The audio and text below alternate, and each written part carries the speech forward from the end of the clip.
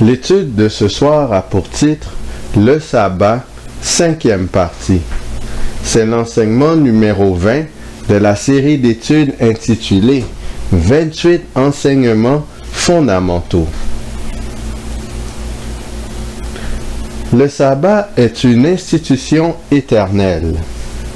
Il existait avant le péché, existe toujours dans ce monde de péché et existera après le péché. L'humain a toujours été et sera toujours tenu d'observer le sabbat. Cependant, comme les autres commandements de Dieu, les humains se sont écartés de l'observation du jour du repos.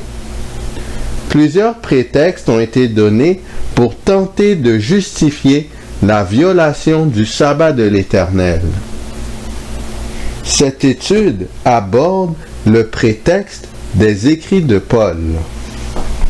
Romains chapitre 14, les versets 5 et 6. Tel fait une distinction entre les jours, tel autre les estime tous égaux, que chacun ait en son esprit une pleine conviction. Celui qui distingue entre les jours agit ainsi pour le Seigneur. Celui qui mange, c'est pour le Seigneur qu'il mange, car il rend grâce à Dieu. Celui qui ne mange pas, c'est pour le Seigneur qu'il ne mange pas, et il rend grâce à Dieu. Colossiens chapitre 2, le verset 16. Que personne donc ne vous juge au sujet du manger ou du boire, ou au sujet d'une fête, d'une nouvelle lune ou des sabbats. Galates chapitre 4, le verset 3. Nous aussi, de la même manière, lorsque nous étions enfants, nous étions sous l'esclavage des rudiments du monde. Galates chapitre 4, les versets 8 à 11. Autrefois, ne connaissant pas Dieu, vous serviez des dieux qui ne le sont pas de leur nature.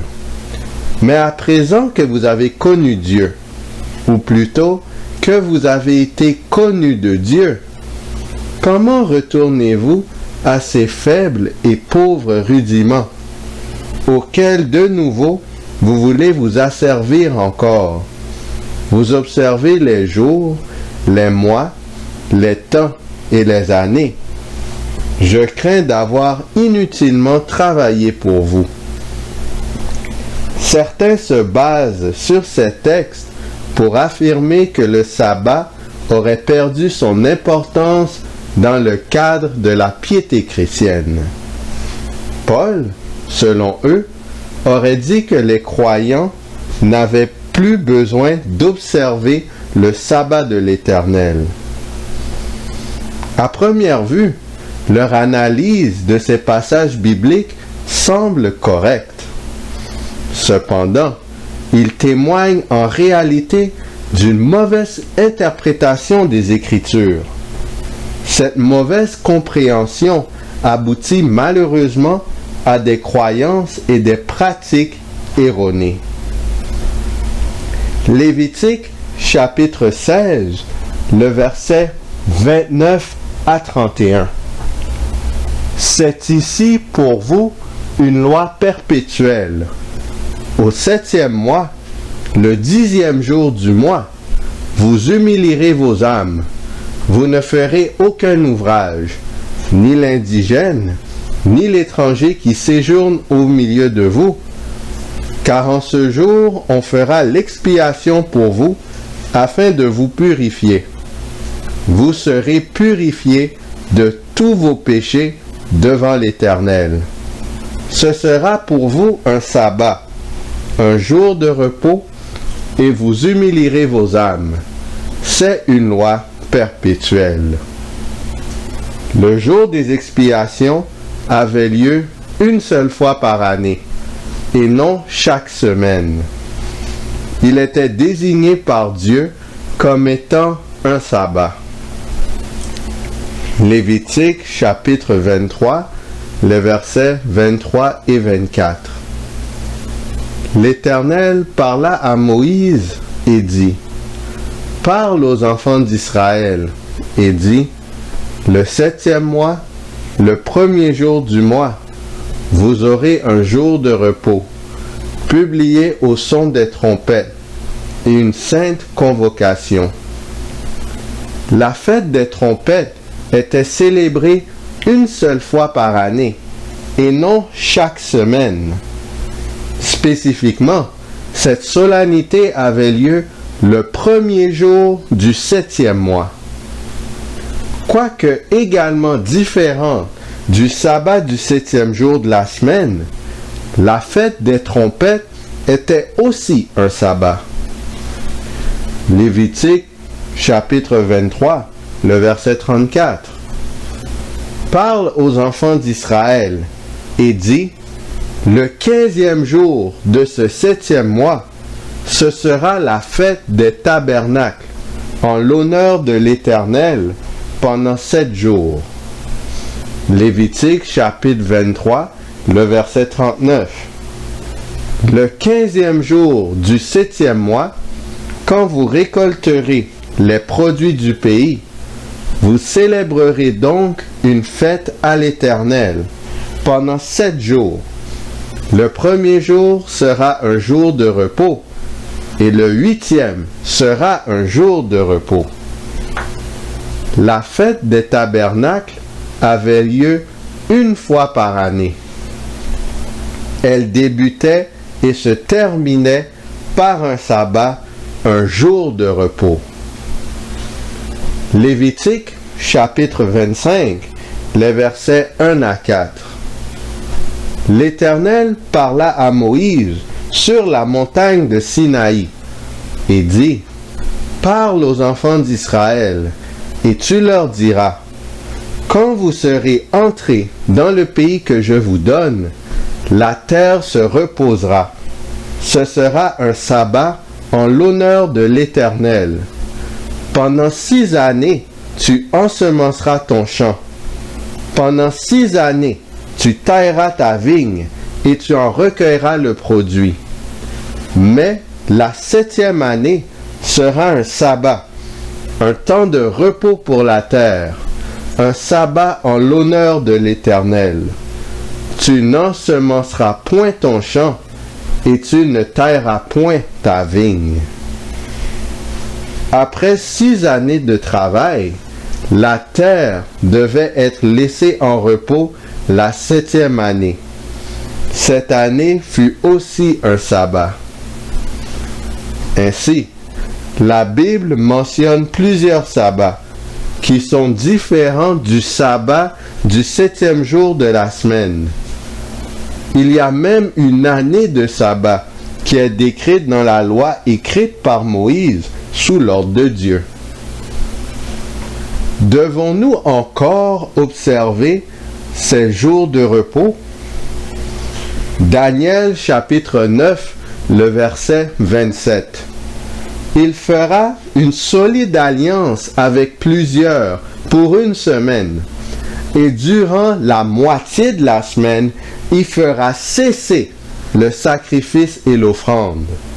Le dévastateur commettra les choses les plus abominables, jusqu'à ce que la ruine et ce qui a été résolu fondent sur le dévastateur. Hébreux chapitre 10, le verset 1. En effet, la loi, qui possède une ombre des biens à venir, et non l'exacte représentation des choses, ne peut jamais, par les mêmes sacrifices qu'on offre perpétuellement chaque année, amener les assistants à la perfection. Galates chapitre 3, les versets 23 à 25. Avant que la foi vînt, nous étions enfermés sous la garde de la loi, en vue de la foi qui devait être révélée. Ainsi, la loi a été comme un pédagogue pour nous conduire à Christ, afin que nous fussions justifiés par la foi. La foi étant venue, nous ne sommes plus sous ce pédagogue. Éphésiens chapitre 2, les versets 13 à 15. Mais maintenant, en Jésus-Christ, vous qui étiez jadis éloignés, vous avez été rapprochés par le sang de Christ, car il est notre paix, lui qui des deux n'en a fait qu'un, et qui a renversé le mur de séparation, l'inimitié, ayant anéanti par sa chair la loi des ordonnances dans ses prescriptions, afin de créer en lui-même avec les deux un seul homme nouveau, en établissant la paix. La loi de Moïse, incluant les fêtes annuelles et l'année de relâche, qui sont appelées des sabbats, avait comme objectif de conduire le croyant vers Jésus-Christ. La loi de Moïse était conçue pour enseigner l'œuvre du Messie. Or, depuis la mort de Jésus-Christ sur la croix, il est désormais inutile d'avoir recours à des symboles pour comprendre la mission du Fils de Dieu. En effet, le vrai sacrifice a été effectué. On n'a donc plus besoin de sacrifice animal ou d'autres enseignements qui se rapportent à la croix. En ce sens, Jésus a fait cesser les sacrifices et l'offrande et a anéanti la loi des ordonnances dans ses prescriptions. Par contre, ce n'est pas le sabbat du 7e jour, ni les 10 commandements qui ont été anéantis par la mort de Jésus-Christ. Ceux-ci demeurent éternellement. Cela étant dit, à l'époque des apôtres, les judéo-chrétiens n'avaient pas encore pleinement compris que les rites juifs avaient été abolis par la mort de Jésus-Christ.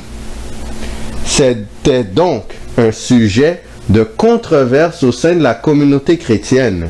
Ce problème s'est présenté sous différents aspects dans les églises.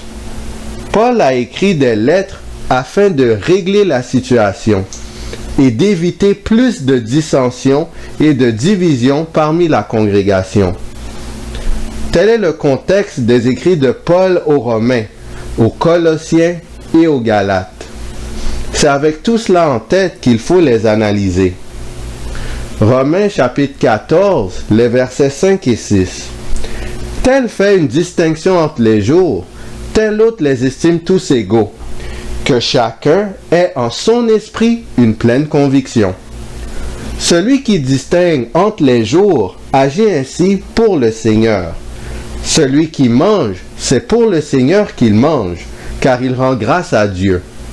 Celui qui ne mange pas, c'est pour le Seigneur qu'il ne mange pas, et il rend grâce à Dieu. Romains chapitre 14, le verset 10. Mais toi, pourquoi juges-tu ton frère? Ou toi, pourquoi méprises-tu ton frère? Puisque nous comparaîtrons tous devant le tribunal de Dieu. Romains chapitre 14, les versets 11 et 12. Car il est écrit, « Je suis vivant, dit le Seigneur. Tout genou fléchira devant moi, et toute langue donnera gloire à Dieu. Et chacun de nous rendra compte à Dieu pour lui-même. » Dans le cas des Romains, Paul ordonna aux croyants dont la foi les avait permis de mettre de côté toutes les fêtes cérémonielles, de ne pas mépriser ceux dont la foi était moins forte. De leur côté, ceux qui pratiquaient les rites ne devaient pas critiquer ceux dont ils percevaient comme indulgents. Chaque croyant est responsable devant Dieu. Dieu veut que la personne qui lui rend un culte agisse selon ses convictions profondes. L'adorateur doit suivre consciencieusement la lumière qu'il a reçue et comprise jusqu'ici. Ainsi, ceux qui sont plus forts dans la foi doivent porter les infirmités des faibles, comme Christ a porté les faiblesses de tous. Ainsi, un esprit de tolérance sympathique et d'amour doit vaincre en tout temps. C'est de cette façon que l'on peut adorer Dieu en esprit et en vérité. Colossiens chapitre 2, les versets 6 à 8. Ainsi donc, comme vous avez reçu le Seigneur Jésus-Christ, marchez en lui, étant enracinés et fondés en lui, et affermis par la foi, d'après les instructions qui vous ont été données, et abondez en actions de grâce. Prenez garde que personne ne fasse de vous sa proie par la philosophie et par une vaine tromperie, s'appuyant sur la tradition des hommes, sur les rudiments du monde, et non sur Christ. Colossiens chapitre 2, verset 16. Que personne donc ne vous juge au sujet du manger ou du boire, ou au sujet d'une fête, d'une nouvelle lune ou des sabbats. Dans Colossiens chapitre 2, le verset 8, les ordonnances juives sont décrites comme étant les rudiments du monde. Le mot rudiment provient du terme grec stoichion, qui signifie les éléments, principes primaires et fondamentaux de tout art, science ou discipline. Le mot monde vient du terme grec kosmos, qui veut dire les affaires du monde, la masse des choses terrestres qui éloignent de Dieu et sont des obstacles à la cause de Christ. Ainsi, les ordonnances juives étaient devenues des principes terrestres qui constituaient des obstacles à la cause de Christ. Il est clair que ce n'est pas le sabbat de l'Éternel institué lors de la création, ainsi avant le péché, dont Paul parlait. Sinon, cela signifierait que le Seigneur lui-même, après avoir créé la terre, aurait observé une pratique qui éloignerait les humains de lui. Dans le cas des Colossiens, Paul affirmait que les fêtes et les cérémonies juives représentaient l'œuvre de Jésus-Christ, notamment sa mort. En effet, ces rites étaient une ombre de la vie, du ministère et du royaume de Christ. Or, à la croix, toutes ces cérémonies n'avaient plus leur raison d'être. Les adorateurs devaient s'appuyer sur la réalité de l'œuvre de Christ en faveur des pécheurs, et non sur les symboles qui prédisaient cette œuvre. De ce fait, les croyants ne devaient pas se laisser séduire par des faux docteurs qui insistaient sur l'importance d'observer les rites et les cérémonies juifs. Sinon, les chrétiens abandonneraient le fondement de leur foi et adopteraient une autre forme d'idolâtrie. Galates chapitre 4, le verset 3. Nous aussi, de la même manière, lorsque nous étions enfants, nous étions sous l'esclavage des rudiments du monde. Galates chapitre 4, les versets 8 à 11. Autrefois, ne connaissant pas Dieu, vous serviez des dieux qui ne le sont pas de leur nature.